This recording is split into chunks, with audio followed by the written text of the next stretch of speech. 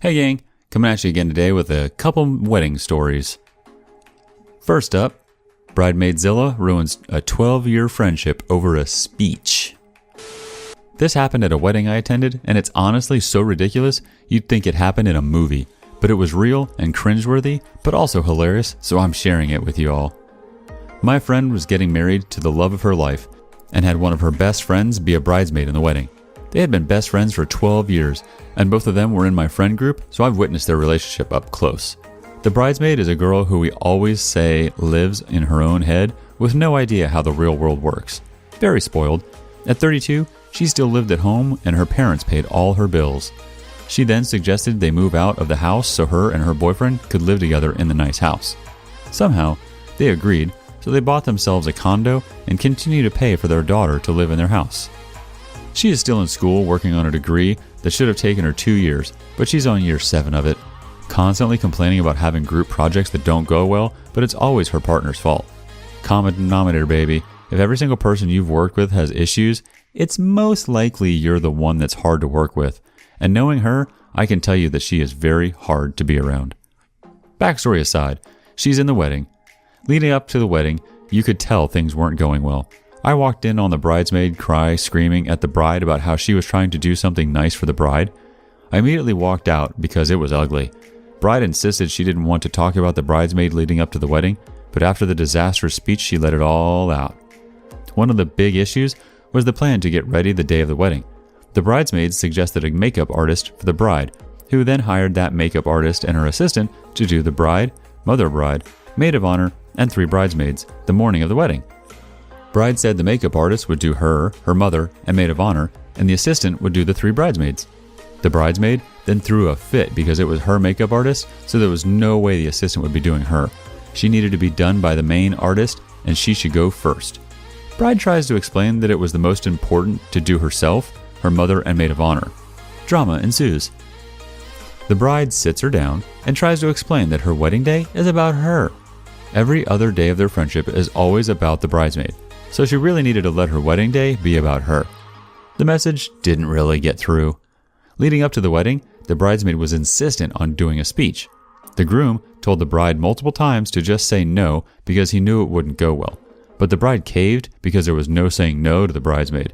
Smart man he is. Speech time comes along, and it was a train wreck. The bridesmaid leads off with how they've been friends for 12 years, but it would have been longer. She had wanted to be friends with the bride long before that, but the bride was mean to her and would make fun of her with her other friends.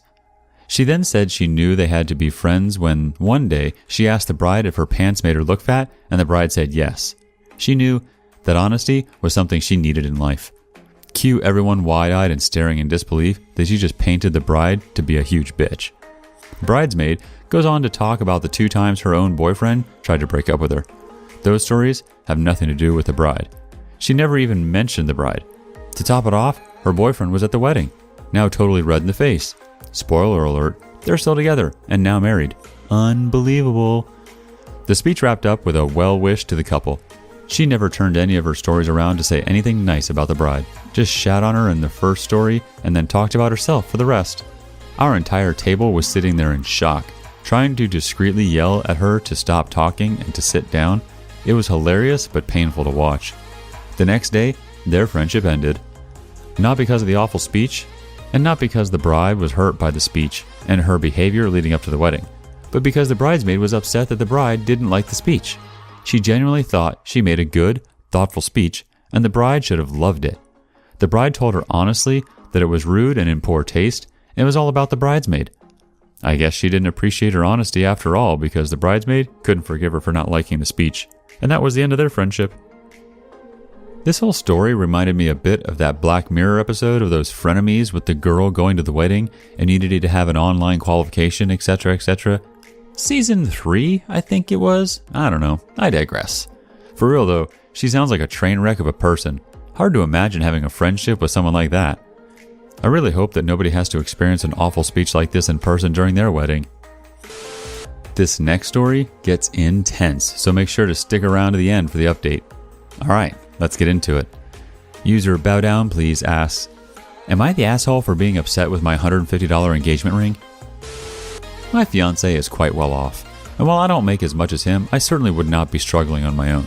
He rotates between a few very expensive watches that he wears to work, and while we have a good grasp on financial literacy, we aren't shy about spending for the important parts of life. We openly share finances, so I know he isn't secretly in debt or any such nonsense. The ring is nice and understated, but more of a nice stacker than an engagement ring to show off. The stone, which I'm doubtful is being a diamond, is quite small. It's not an heirloom. When friends or family get engaged, there's always the excitement in sharing the news, and inevitably someone will ask to see the ring, and then everyone coos over it, and it's a good time. When I showed mine, the mood got awkward, and they feigned excitement just long enough until it was okay to change the topic. This is not a knock on them, they're just terrible liars. I would like to make clear that I am not expecting a 3-month salary ring or an over-the-top wedding. However, this is a piece I will be wearing daily for decades, and is largely considered a symbol of his love. I know not all feel this way, but we do, or at least I thought we did. But I really don't think I'm out of line for thinking of it as a long-term investment piece, given the amount of wear it will see and the sentimentality behind it. Surely it's worth more than a gaming console.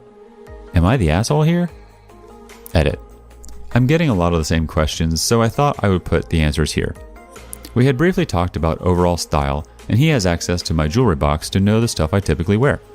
As the price of the ring wasn't very important to me, the budget for it was never really discussed, which I see as a mistake now, but I didn't realize this could be a problem. Price is not important so much as I don't care if he spent $1,000 or $100,000 on it, but this ring looks cheap. It is not quality craftsmanship. The dampened excitement of showing off my ring was only a part of my post, the rest being that his drastic lowball on a piece I will be wearing every day for the rest of my life doesn't seem like the symbol of love one traditionally associates with engagement and wedding pieces. It's about having a very wealthy fiancé that invests more into the latest gaming console than he does a lifelong symbol of our love. To you, a ring might be just a ring, but unless otherwise discussed, it would be silly to assume it to be a throwaway item. In my culture, as well, the engagement ring is paired with the wedding band, not replaced. We share our finances, and I saw the charge on the bank statement. If he paid in cash as well, then he overpaid. Given that he has bought me more expensive jewelry in the past and sees what I wear on a regular basis, for him to lowball an important item, this much seems pretty far out of left field and not something I would have thought I would have needed to clarify with him, even if we had a longer conversation about it. Obviously, in hindsight, I should have. I think I'm more hurt with what it says to give your fiancé such a low-priced ring when money clearly isn't the issue than the fact that the ring itself was low budget. If we were worse off and $150 took an effort to save for, I would be over the moon at what he got me and shoving it in everyone's face. However, this is not remotely the case. He has gifted some diamond studs and other fine jewelry before and will splurge a bit if it's something for the both of us. For example, a surprise getaway weekend for the holiday. He doesn't throw his money around needlessly, but he isn't stingy. To be blunt, it's a cheap ring. In look and cost. Yes, he could have spent hours picking out the indie jeweler to get the ring that is nothing like what I have or have ever mentioned liking in a much lower price bracket than we would ordinarily spend on just regular accessories. However, I don't feel like I'm making a large leap in assuming he didn't.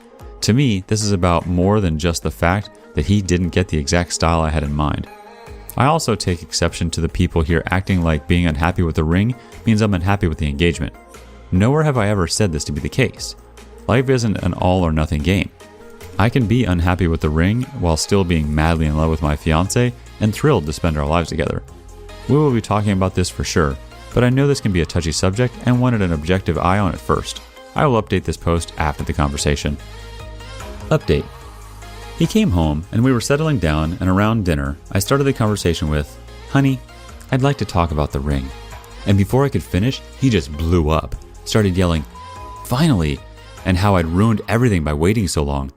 To be brief, he bought a ring from a jeweler who got bad reviews so that when I got upset over it, he could dump me under the guise that I was a gold digger. He has apparently been having an affair. Turns out COVID had shortened his work hours, not extended, with a younger model that he's earned, but knew that breaking things off when everyone loved me so much would hurt his optics. So he had to make it my fault. He knew that leaving this pariahship would gain him sympathy, and there was a lot of rhetoric that clearly wasn't his own words, but something he was parroting from what I highly suspect is from a much too influential work friend that I've had disagreements with in the past.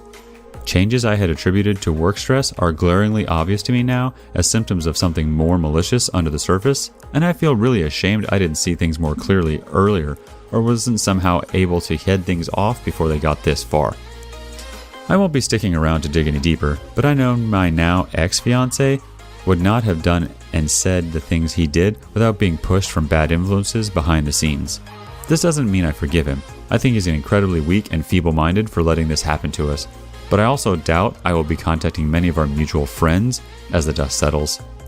I left in the middle of his tirade about the 15-minute mark, and I'm staying with my mother. I haven't cried yet, and I think I'm still waiting for it to all suddenly make sense. But I know, logically, it might not ever.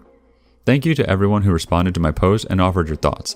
I don't think anyone could have predicted what was going to happen from the information I gave, and now I'm off to r/like us and r/ibleach until the waterworks decide to flow and I can have a good cry over it all.